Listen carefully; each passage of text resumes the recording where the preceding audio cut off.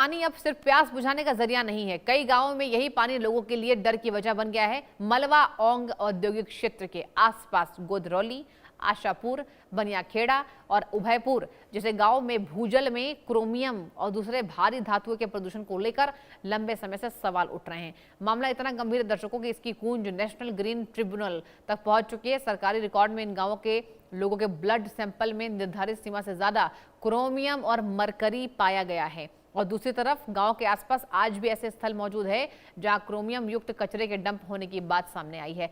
सवाल सिर्फ पानी का नहीं है, सवाल उन लोगों की जिंदगी का है जो सालों से इसी जमीन और इसी पानी के भरोसे जी रहे हैं। देखिए फतेहपुर से हमारी ये ग्राउंड जीरो की एक्सक्लूसिव रिपोर्ट आपके सामने। देखिए, पानी से हमारे गांव में पीने से आदमी के कैंसर और भी बीमारियां अनेक हो रही हैं।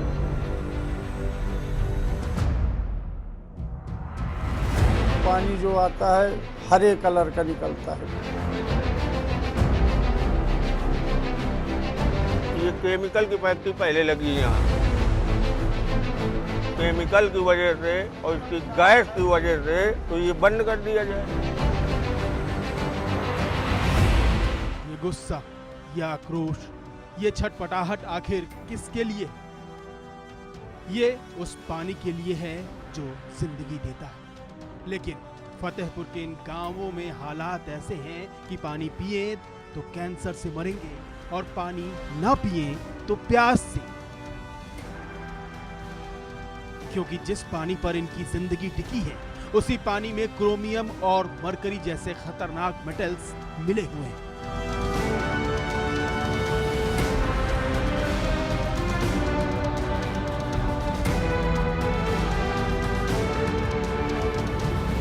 ये खतरे का बोर्ड देखिए, साफ लिखा है यहाँ खतरा है।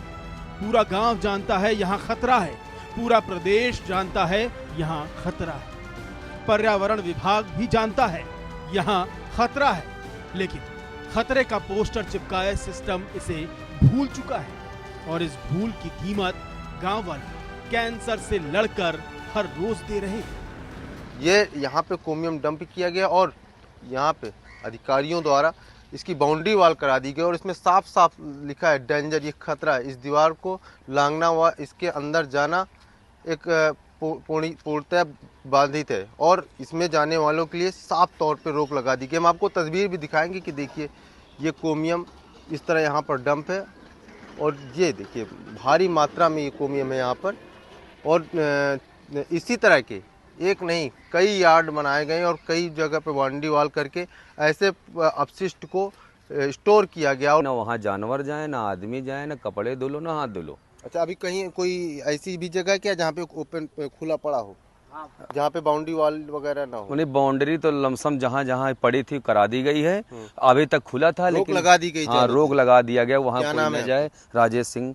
कहाँ के रहने वाले? गुधरौली। ये थे राजेश सिंह, यहाँ के रहने वाले। इन्होंने बताया कि जो बाउंड्री वाल है इन पे रोक लगा दी गई और कई इस तरह के यार्ड बना दिए गए और बाउंड्री वाल बना दी गई जहाँ पर किसी को जाना अलाउ नहीं किया गया, पूरी तरह से प्रतिबंधित कर दिया गया है। उत्तर प्रदेश की राजधानी लखनऊ से महज 124 किलोमीटर दूर फतेहपुर का गोधरौली गांव। इस गांव में अगर आप मेहमान बनकर गए तो जो पानी मिलेगा वो कैसा होगा देखिए। पीला पानी, गंदा पानी, केमिकल मिला पानी, कैंसर बांटने वाला पानी, जिंदगी नहीं मौत देने वाला पानी। और इस पानी को पीने के लिए ये गांव वाले सालों से मजबूर हैं, क्योंकि गोधरौली गांव एक ऐसा गांव जहां जमीन के नीचे के पानी पर भरोसा खत्म हो चुका है। गोधरौली के साथ आशापुर, बनियाखेड़ा और अभयपुर जैसे गांवों के लोग भी कैंसर वाला पानी पीने को मजबूर हैं। गांव वाले तो पानी के रंग, स्वाद, इस्तेमाल और उससे होने वाली बीमारियों तक ही सीमित है। लेकिन केमिकल का खेल तो इससे बड़ा है।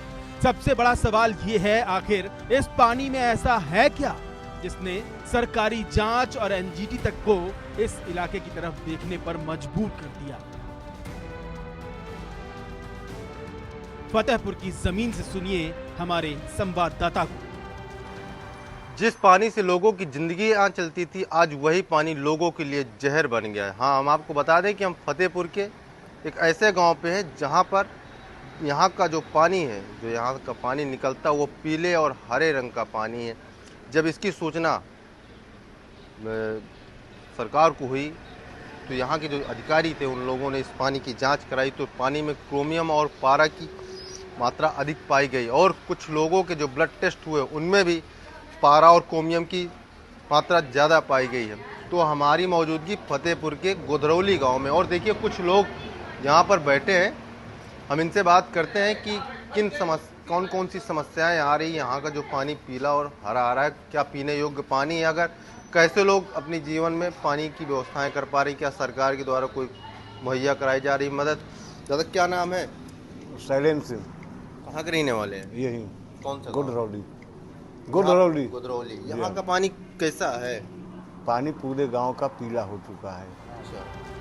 यानी मौत बांटने वाला पानी। और आखिर इस ग्रामीण अंचल में जहां आसमान में कोई प्रदूषण नहीं, जमीन के नीचे तक प्रदूषण कैसे पहुंचा, ये सबसे बड़ा सवाल है।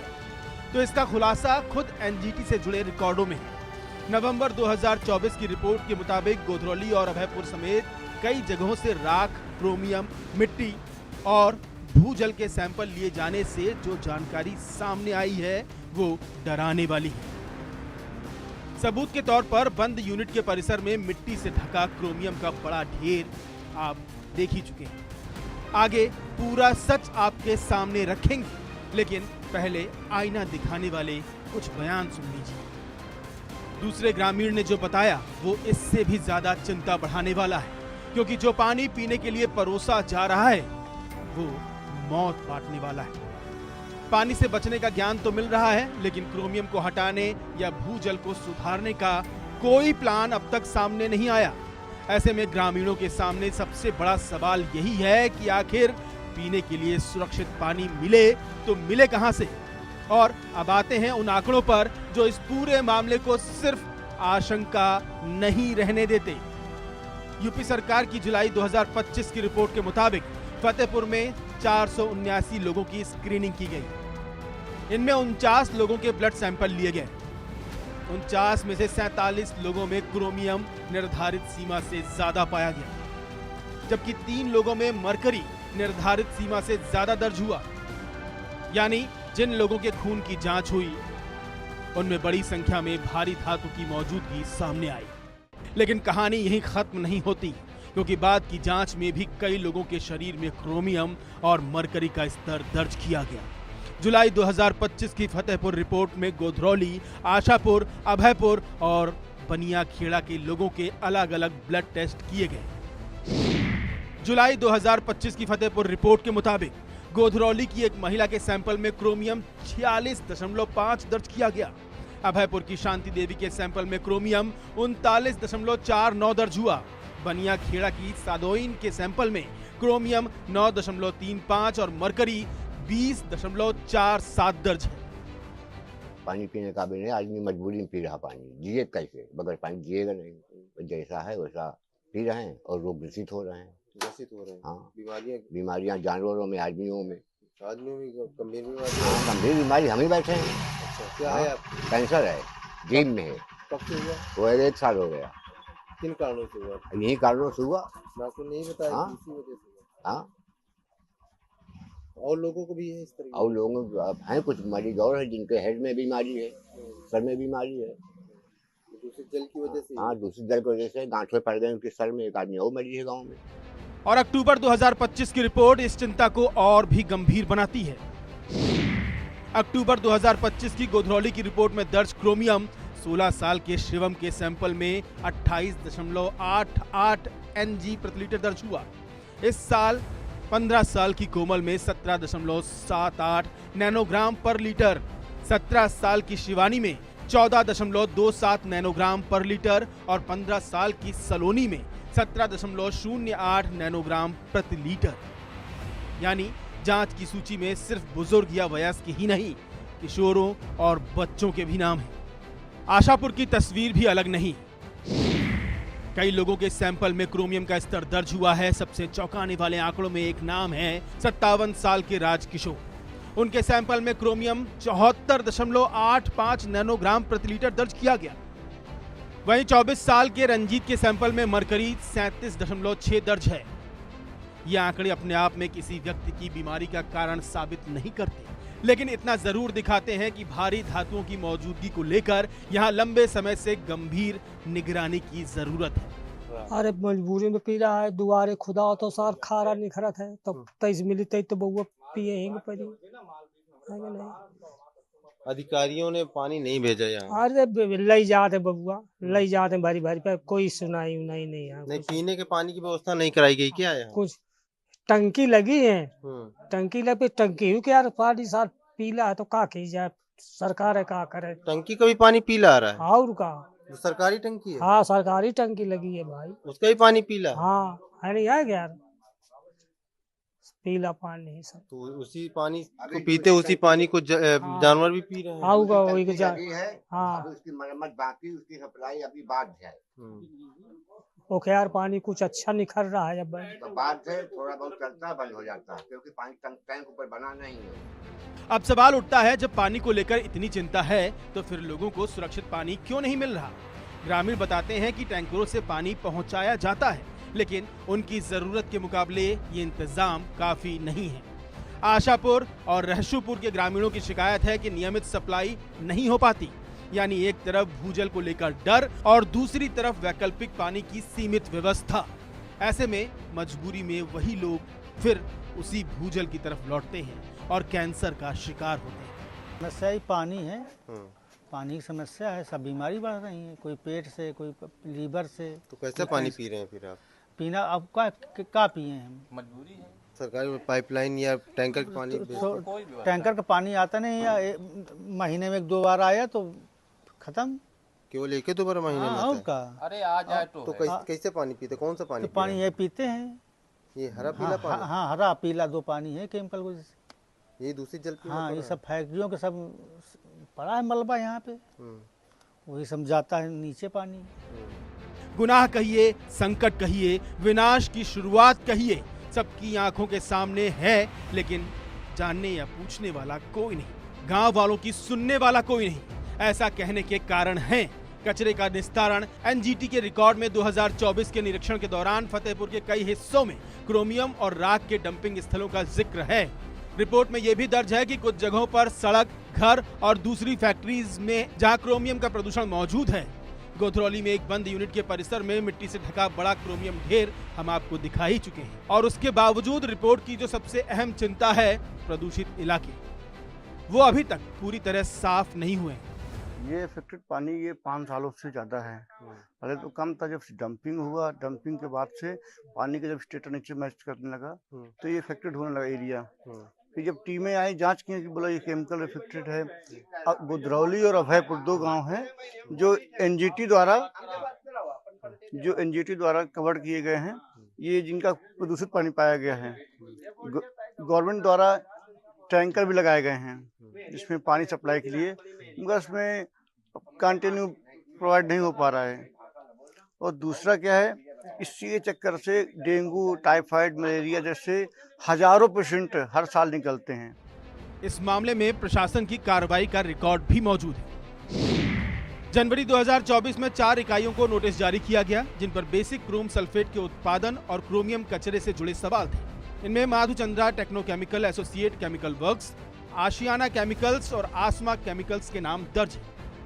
लेकिन एनजीटी के रिकॉर्ड में सामने आया प्रदूषित इलाका अभी तक साफ नहीं हुआ, यानी कार्रवाई और समाधान दोनों अलग चीजें हैं। और इस पूरी कहानी की सबसे बड़ी विडंबना यही है, कारखाने बंद हो जाएं, नोटिस जारी हो जाए, कचरे के आसपास बैरिकेडिंग हो जाए, लेकिन अगर जमीन और भूजल में मौजूद प्रदूषण खत्म नहीं हुआ तो गांव की समस्या खत्म नहीं होगी। एनजीटी के सामने भी यही बड़ा सवाल रहा है कि प्रभावित गांवों में पर्याप्त और नियमित सुरक्षित पानी कैसे पहुंचाएं और दूषित जमीन तथा भूजल का वैज्ञानिक उपचार कब पूरा होगा। मई 2025 में एनजीटी ने भी यूपी सरकार को प्रभावित गांवों की समस्याओं के समाधान के लिए उचित उपाय सुनिश्चित करने के निर्देश दिए थे। कैंसर पानी से हमारे गांव में पीने से आदमी के कैंसर और भी बीमारियां अनेक हो रही हैं, कभी कुछ, और हमारे भी घर में ऐसी समस्या घटित हो चुकी है। और गांव में भी 9 युवा लड़के खत्म हो चुके हैं। कौन सी बीमारी खत्म हो गई? कैंसर सब पानी की ये प्रदूषण की वजह से। तो जितना केमिकल है गांव में, जो पानी निकल रहा है समरसेबल से, या मान लो हमारे यहाँ टंकी तो है नहीं, कोई पानी की सप्लाई भी नहीं है। हाँ, लेकिन यह पानी जो आता है हरे कलर का निकलता है, बिल्कुल हरे कलर का पानी। ग्रामीणों की मांग साफ है, उन्हें सिर्फ सैंपलिंग नहीं चाहिए, उन्हें सिर्फ आश्वासन नहीं चाहिए, उन्हें चाहिए सुरक्षित पानी, क्रोमियम युक्त कचरे का सुरक्षित और वैज्ञानिक निस्तारण, भूजल की वैज्ञानिक जांच और उपचार, और उन लोगों की नियमित स्वास्थ्य निगरानी जिनके सैंपल में भारी धातुओं की मौजूदगी दर्ज हुई है। क्योंकि किसी भी पर्यावरणीय संकट का असली समाधान तभी माना जाएगा जब उसका असर लोगों की जिंदगी में दिखाई दे। फतेहपुर की ये कहानी सिर्फ दूषित पानी की कहानी नहीं है, ये उस लापरवाही की कहानी भी है जिसमें कचरा जमीन पर पड़ा रह जाता है, प्रदूषण जमीन के नीचे पहुंचता है और उसका बोझ आने वाली पीढ़ियां उठाती हैं। सरकारी रिकॉर्ड में क्रोमियम और मरकरी की मौजूदगी दर्ज है। एनजीटी इस मामले की निगरानी कर रहा है, लेकिन गुधरौली, आशापुर, बनियाखेड़ा और अभयपुर के लोगों के लिए सवाल आज भी वही है, आखिर उन्हें साफ पानी कब मिलेगा? क्योंकि पानी जिंदगी है और अगर जिंदगी की यही बुनियाद जहरीले प्रदूषण की चपेट में आ जाए तो इसे सिर्फ पर्यावरण का संकट कहकर टाला नहीं जा सकता। Bureau report, India news.